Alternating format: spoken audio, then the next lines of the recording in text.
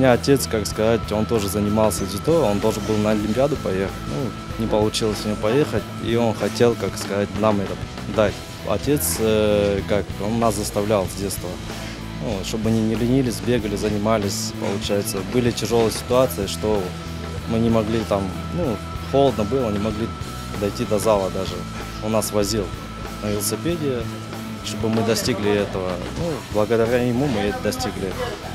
Просто у меня братья в Питере живут, тоже занимаются в данный момент. Тоже они чемпионы Европы, чемпионы мира.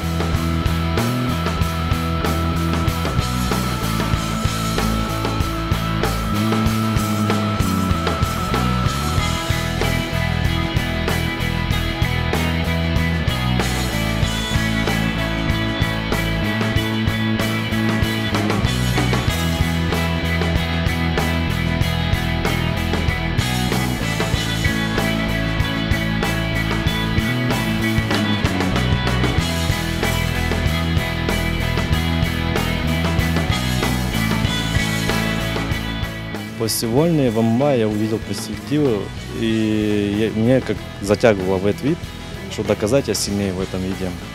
И я начал выступать уже в 2014 году. Я начал выступать за Невский, Александр Невский клуб. Это Федор Емельяненко клуб. И мне как-то предлагали дальше выступать, даже подписать даже там UFC такие. Ну, в дальнейшем у меня не получилось.